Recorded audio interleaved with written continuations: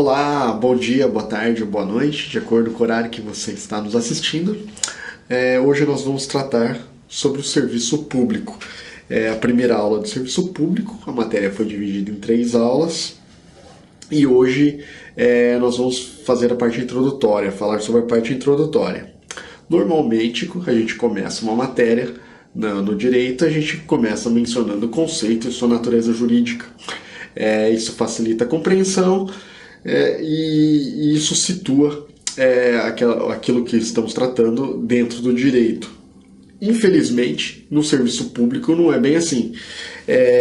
Qual o conceito de serviço público? Hoje em dia, há até um consenso doutrinário de que não é possível definir ou expressar um conceito único de serviço público. Então, claro que a gente vai dar um conceito de serviço público, a quase totalidade dos manuais. Os autores de direito administrativo brasileiro, eles dão um conceito de serviço público, a gente vai seguir nisso. O que não é possível afirmar é que há um conceito único aplicável a todos os serviços públicos. O conceito que a gente vai dar é um conceito bem abrangente, chega a não esclarecer nada, por isso é preciso esse pequeno esclarecimento e a gente vai explicar por que esse conceito ele não vai se aplicar resolver todas as questões de serviço público. Vamos lá. Há uma premissa básica sobre o serviço público, né? Eles são titularizados pelo Estado. É uma atividade pública administrativa. Os órgãos do Estado eles deveriam prestar o serviço público, né?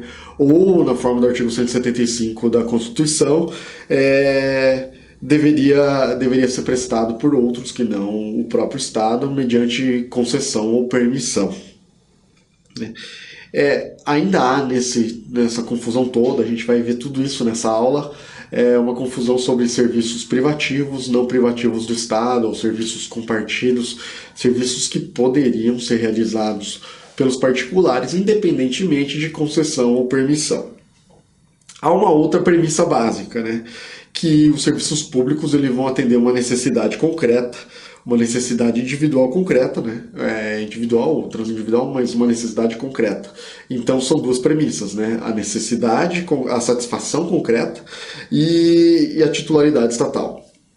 Vamos começar, então, trazendo os elementos dos conceitos que os autores mais mencionam, até chegar ao conceito que eu vou trazer, que os senhores vão ver que não vai resolver muito a vida dos senhores no concurso, exceto se a questão for específica, principalmente numa prova subjetiva, né, numa prova dissertativa, sobre os serviços públicos. Qual o conceito, né, de serviço público? Em sentido subjetivo, né, os autores mencionam a necessidade de titularidade estatal. E por isso que a gente está aqui mencionando. Em sentido objetivo, os autores mencionam a satisfação concreta de necessidades individuais ou transindividuais. São aquelas duas premissas que eu falei agora há pouco, né? E o que é mais importante para a gente nesse momento? O serviço público é uma atividade pública administrativa.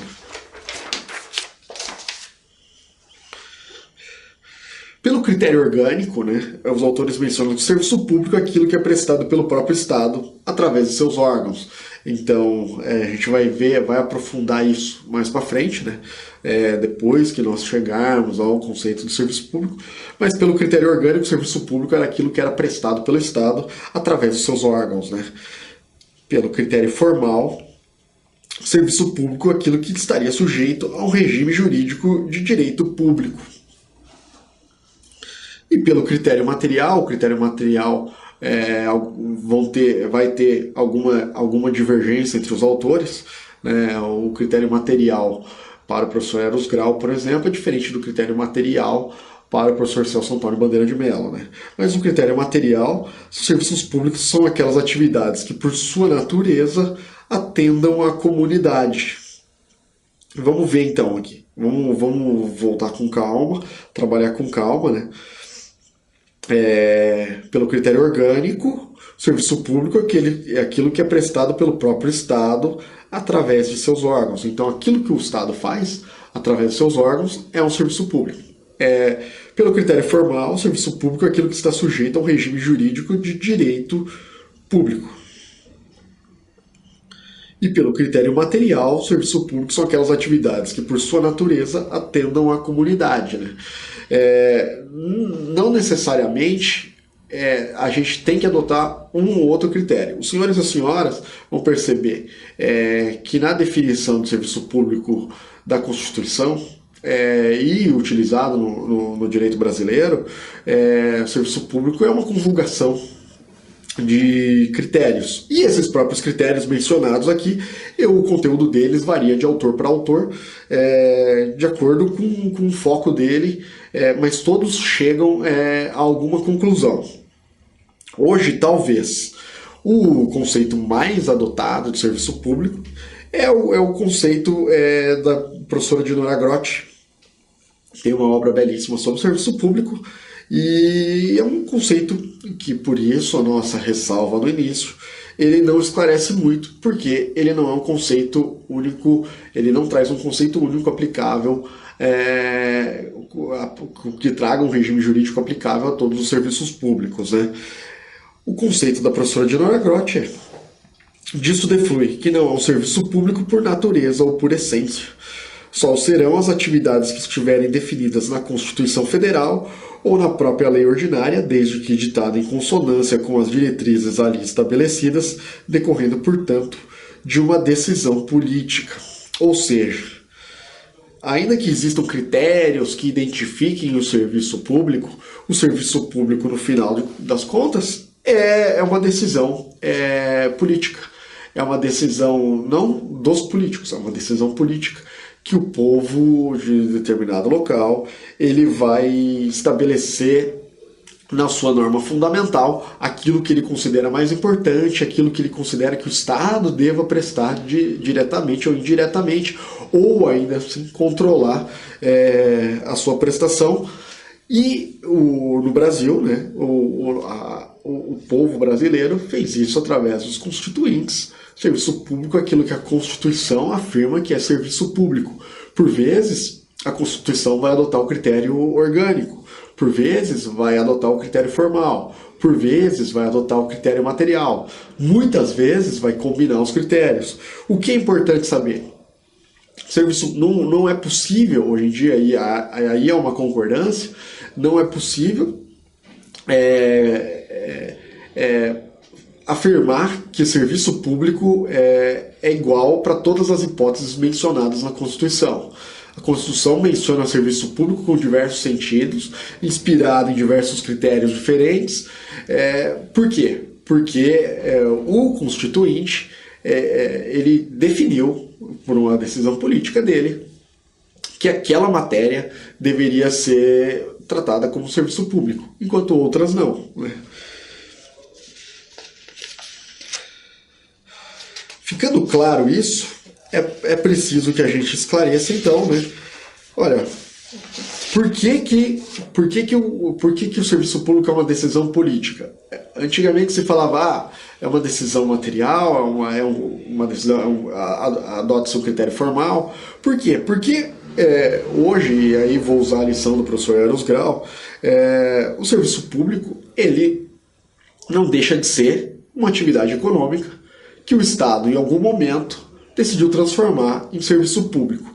Para o professor Eros Grau, então, existe um gênero, atividade econômica,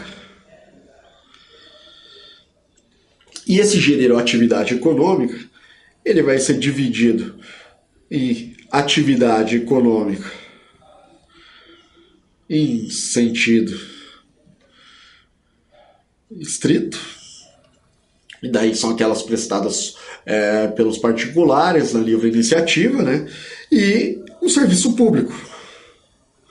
E o serviço público ele ainda pode ser privativo ou não privativo. Vamos lá. Então, o serviço público ele é uma atividade econômica em sentido amplo, né? Como assim?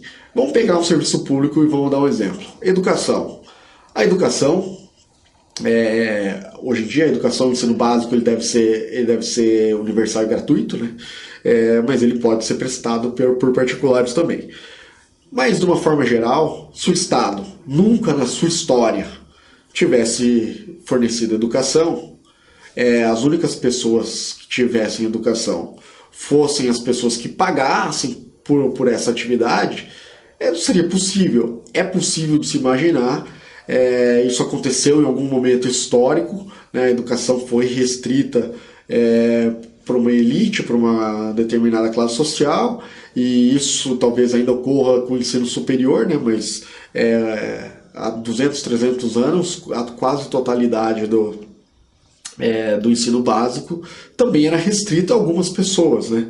Então é possível que você imagine assim, olha, é uma atividade econômica e era prestada pelos particulares e daí era uma atividade econômica em sentido estrito, né? Ainda que fosse ali aquele tutorzinho, aquela professora particular que ia na casa das famílias ensinar, ainda assim era uma atividade privada. Em algum momento o Estado falou assim, não, isso daqui é importante que todo mundo, que toda a população receba algum nível de instrução, então vamos criar as escolas públicas. E veja, em alguns momentos históricos, a escola pública não era gratuita. Hoje a Constituição afirma que ela é gratuita, mas em alguns momentos ela não foi necessariamente gratuita. Então, veja, houve uma cisão, aquilo que era só uma atividade econômica em sentido estrito passou a ser uma atividade econômica em sentido estrito, né? Continuaram existindo aqueles professores, aquelas instituições de ensino, mas também o Estado fornecia. Quando o Estado forneceu, passou a ser um serviço público. E daí, como esse serviço público ele não é exclusivo do Estado, é o que o professor Eros Grau chama de serviço não privativo, né? Outros serviços, né? Outros serviços. Vamos pegar um exemplo, por exemplo,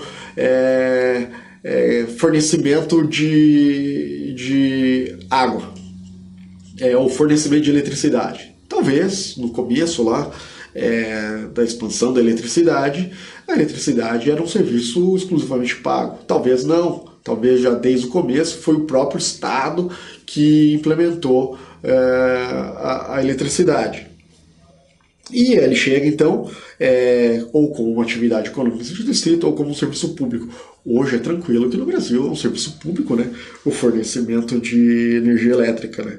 E assim vai. O que é importante? Não é uma decisão que o Constituinte tomou aleatoriamente. Ele foi lá, decidido, a Constituinte em 1987, 88, chegou e falou assim, não, isso eu quero que seja serviço público, isso eu quero que não seja serviço público. A gente fala que o Constituinte elegeu o que seria ou não serviço público, a gente fala que é um critério político, mas é uma decisão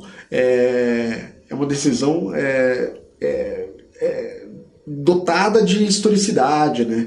É uma decisão ontológica. Então, aquilo que poderia ser uma atividade econômica ou é um serviço público, ele vem lá de trás, né? Da formação do Estado, do caminho que o Estado segue. Por vezes o Estado pode ter uma ruptura, né?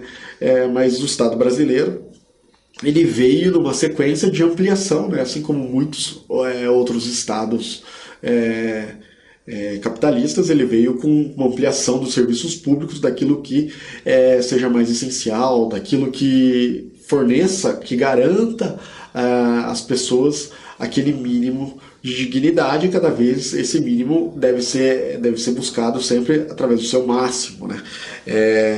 Mas vamos lá, aqui então, na divisão do professor Eros Grau, atividade econômica pode ser atividade econômica em sentido estrito e serviço público. Para o professor Eros Grau, o serviço público ele pode ser privativo, aqueles serviços que são titularizados exclusivamente pelo Estado, né? O Estado presta a eles diretamente ou indiretamente, mediante concessão ou permissão. Ou o serviço público pode ser não privativo, ou seja, quando o serviço público é não privativo? Naquelas hipóteses, serviços sociais, né? Educação, saúde, assistência social e previdência, né? Por quê? Porque nesse caso o Estado presta Estado às vezes tem o dever de prestar, mas o particular pode também prestar como uma atividade econômica sua. Para algumas pessoas, nesse caso, não seria um serviço público não privativo. Quando o particular presta atividade, esse serviço público deixa de ser serviço público e volta a ser uma atividade econômica em sentido estrito. Então, serviços públicos não privativos seriam aqueles que, quando prestados pelo Estado, são serviço público, ou quando prestados por particulares, alguns autores vão achar que é uma atividade econômica em sentido estrito. O professor Eros Grau não. Ele acha que mesmo quando prestado e titularizado pelos particulares, ainda há serviço público. Então, a escola particular que fornece educação, ela na verdade presta um serviço público, ainda que visando lucro como uma atividade econômica em sentido estrito. Ela presta serviço público. Da mesma forma, convênio de saúde, convênio médico, hospital privado, médico privado, previdência complementar. Tudo isso, para o professor Eros Grau, continua sendo serviço público mesmo quando prestado pela iniciativa privada. Para muitos autores, quando prestado pela iniciativa privada, não se trata mais de serviço público, se trata de atividade econômica em sentido estrito, e por isso alguns autores vão utilizar algumas outras denominações para o serviço não privativo, como serviço compartido, né? Que é serviço público e atividade econômica em sentido estrito, né? Ou para essas atividades, quando prestado pela iniciativa privada, são serviços de relevância pública, né? São classificações, são formas, são denominações de autores. O importante para os senhores é lembrar que onde entra o serviço público aqui como atividade econômica, né? O serviço público, então, ele deixa de ser uma atividade econômica por uma decisão política, mas uma decisão política dotada de historicidade, né? Quais são, assim, compreendido então, né, o que é o serviço público, né, que é o serviço público como atividade econômica, a gente precisa listar algumas características, né? Muitas delas são flexibilizadas, dependendo da noção de serviço público empregado. Mas por que a gente vai mencionar essas características? Porque os manuais eles mencionam e pode ser questionado para o senhor e para a senhora na prova do concurso, né? Então, o serviço público é uma atividade, há uma prestação de serviço, né? Há um serviço sendo prestado, há uma atividade pública, né? Os serviços públicos são objetivos do Estado, prestados pelo Estado, ou ao menos criado, regulamentado e fiscalizado pelo Estado. É uma atividade pública administrativa, né? Não se confunde, então, com as funções legislativa e jurisdicional do Estado. A atividade que o magistrado presta não é um serviço público, né?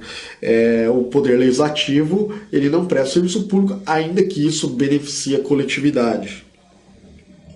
Que busque a satisfação de necessidades concretas, né?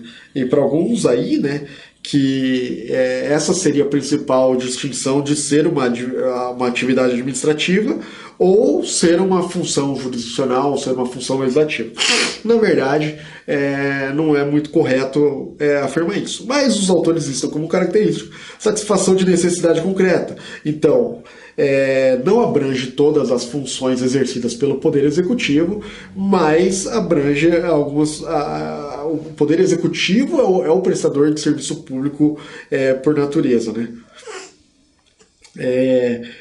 A atividade pública administrativa busca satisfação de necessidades concretas, individuais ou coletivas, né? O interesse é sempre coletivo, né? O serviço público é prestado a pessoas indeterminadas, mas concretamente vai beneficiar um único indivíduo ou um grupo de indivíduos, né?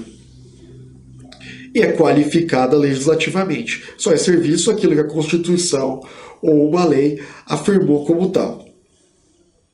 Não são serviço público, né? Obra pública, né? E obra pública é uma atividade do poder, dos poderes, mas uma atividade administrativa, né? É o produto de uma construção, de uma reforma, e vai ser colocada à disposição da coletividade, né? Assim, sua fruição não dependerá de uma prestação do particular. Mas não é um serviço público, veja. É uma construção, é uma ampliação, é uma reforma, é uma atividade do poder, dos poderes, né? Que qualquer um dos poderes pode executar uma obra, né? Uma obra pública. É lógico que na função administrativa, mas não é um serviço público. O poder de polícia, uma importante função administrativa do Estado, é o poder de polícia, né? A atividade estatal pela qual o Estado condiciona ou limita a liberdade e a propriedade dos administrados para que atendam às exigências legais. Então, certas atividades eles vão depender de licença, autorização, permissão, ou vão exigir uma fiscalização do Estado para que o particular exerça ele adequadamente a coletividade. Qual a principal diferença, como diferenciar o poder de polícia do serviço público? Por quê? Porque ambos, né, tanto o serviço público quanto o poder de polícia, beneficia a coletividade, tudo sempre visa o interesse público, e o poder de polícia também ele age individualmente ou com um grupo determinado de pessoas, né? Então, como diferenciar o poder de polícia do serviço público? A principal diferença do serviço público com o poder de polícia é que no serviço público o Estado há uma prestação em favor de um indivíduo ou de um grupo de indivíduos, né, mais de alguém determinado. No poder de polícia não, é o contrário. Há uma atuação oposta do Estado, há um controle estatal daquela atividade do indivíduo. Então, os autores mencionam que no serviço público, né, o Estado e o particular eles caminham na mesma direção, enquanto no poder de polícia eles caminham em direção oposta. Por quê? Porque o Estado está fiscalizando e está limitando a liberdade do indivíduo para que a liberdade do indivíduo se adeque à coletividade, né? E além disso, né, as atividades legislativas e jurisdicionais, né? Não é porque é um benefício que será um serviço público, né? Que há uma atividade pública que há um serviço público. Muito cuidado, né? Alguns autores ainda mencionam nesse tópico aqui do que não é serviço público, né, o que eles chamam de serviços públicos impróprios, virtuais ou atividades estatais prestadas por particulares, né? E também a atividade econômica prestada pelo Estado. O Estado também às vezes atua como agente econômico, por exemplo, tendo uma instituição financeira, e nem por isso é um serviço público, né? Um serviço bancário não é um serviço público, embora seja extremamente regulado pelo Estado, e embora o Estado por vezes o preste diretamente. É claro que às vezes algumas instituições bancárias do Estado vão prestar serviços públicos ligados a uma ou outra área, mas o serviço bancário por si só é uma atividade econômica no sentido estrito por natureza. E daí a gente vem para o estudo do regime jurídico de serviço público. Ora, se a gente falou que não é possível traçar um conceito único de serviço público, né, e que o serviço público é uma decisão política que está na Constituição, é possível ter um regime jurídico único de serviço público? Alguns autores sustentam que sim, né? Alguns autores eles trazem pelo menos alguns princípios que se aplicariam sempre aos serviços públicos. Hoje em dia também prevalece que não é possível um regime jurídico único de serviço público. Cada serviço público ele vai ter o seu próprio regime jurídico de acordo com as normas que elegeram ele como serviço público. Então, o regime jurídico do serviço público educacional não é o mesmo regime jurídico do serviço público de saúde, não é o mesmo regime de alguns outros serviços públicos prestados pelo Estado individualmente, né? A habitação, moradia, talvez isso, cada um desses serviços públicos ele possui um regime jurídico diferenciado. E quem vai falar qual é o regime jurídico desses serviços públicos, né? Olha, quem vai falar isso é a Constituição, que talvez delegue isso para uma lei ordinária. Então, é preciso fixar bem, não é possível traçar um conceito único de serviço público, embora existam critérios que a gente possa identificar o serviço público, e também não é possível traçar um regime jurídico único de serviço público. Mas, como alguns autores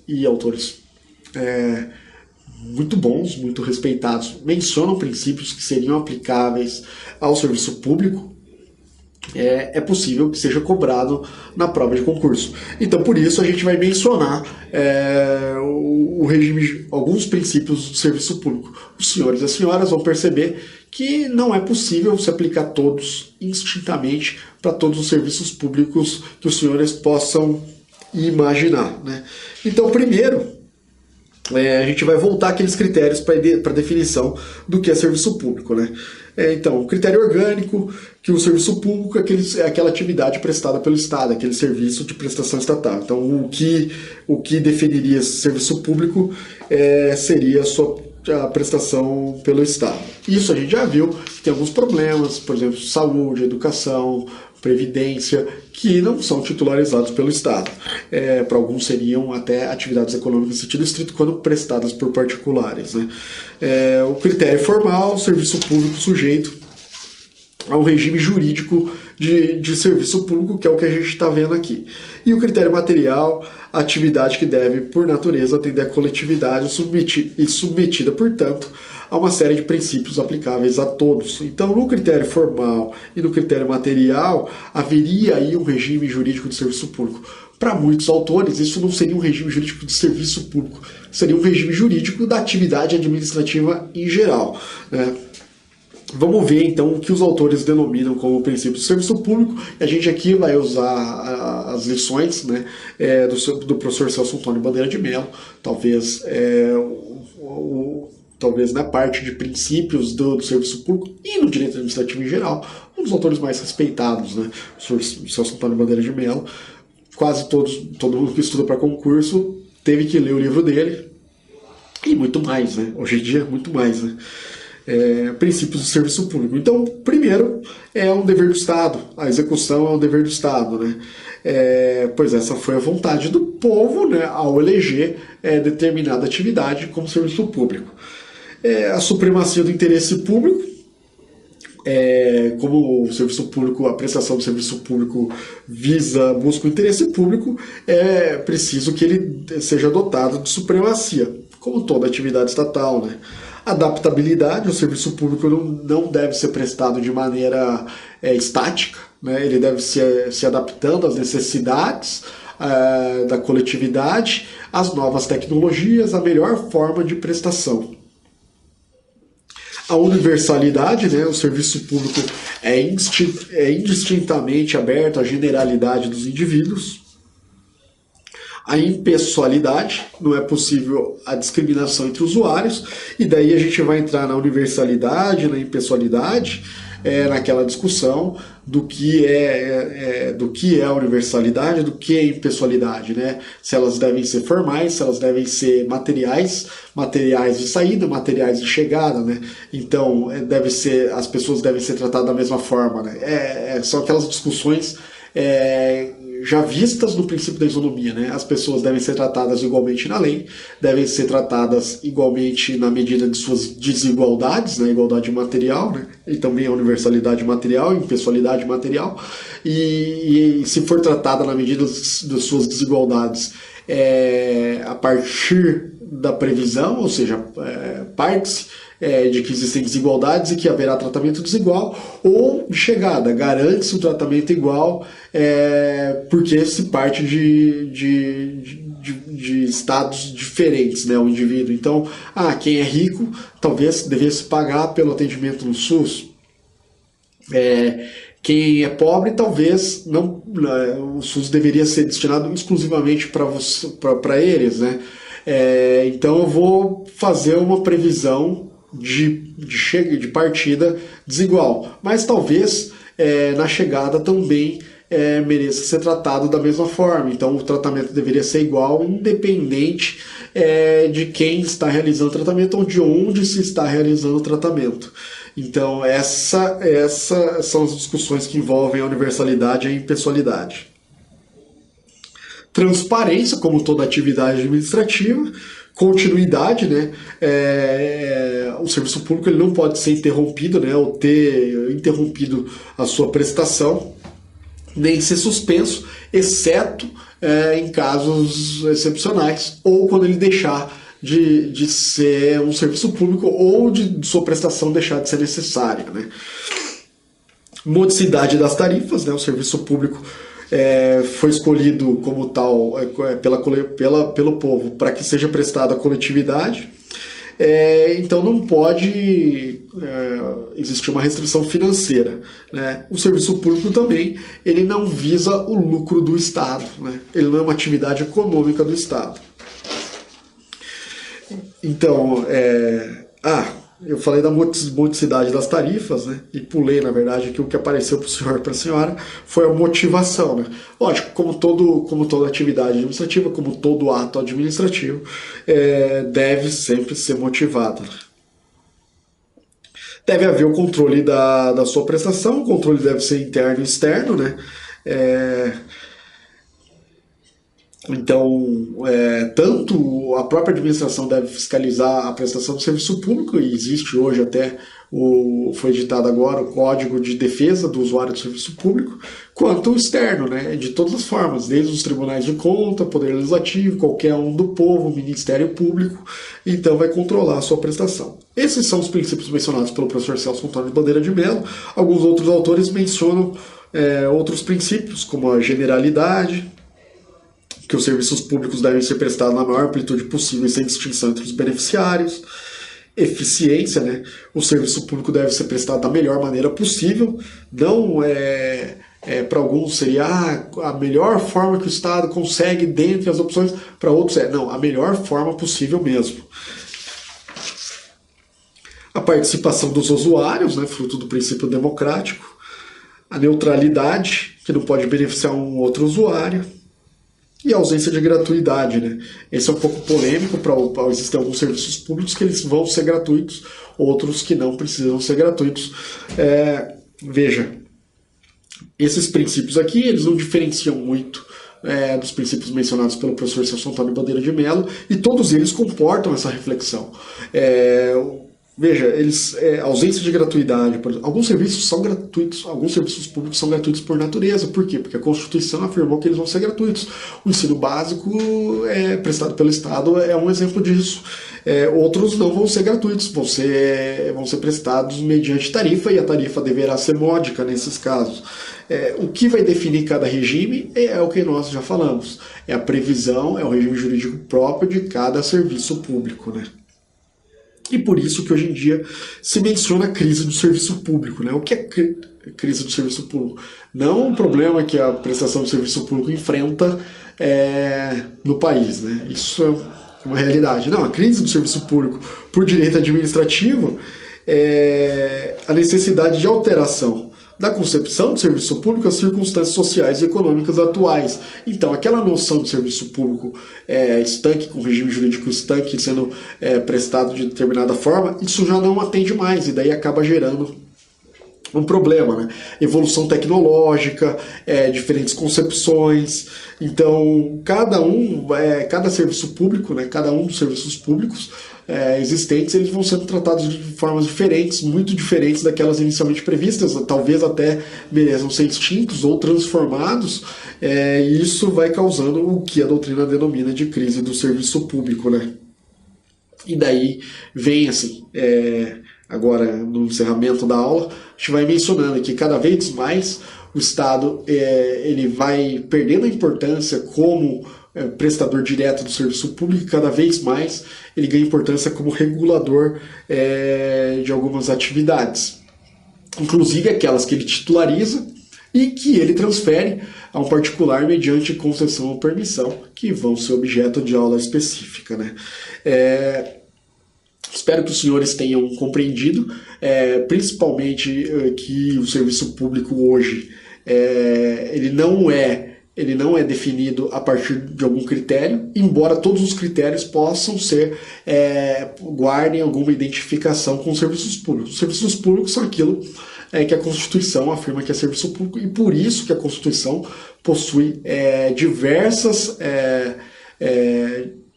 noções de serviços públicos em cada uma das suas menções, né?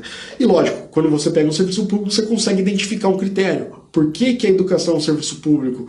Olha, por que a saúde é um serviço público? Você consegue identificar o critério. O que não é possível é você pegar uma atividade qualquer e falar, não, essa atividade pelo critério orgânico é um serviço público, ou pelo critério material, deveria ser um serviço público, o Estado está descumprindo. Não é assim que funciona o serviço público, e da mesma forma, o regime jurídico do serviço público vai depender do que a Constituição previu para aquele serviço público específico. Então, cada serviço público possui um regime jurídico um pouco diferenciado, mas existem características e princípios que os autores mencionam como aplicáveis a todos, ainda que alguns sejam flexibilizados ou sejam afastados para determinado serviço público. É isso aí. Muito obrigado e até a próxima.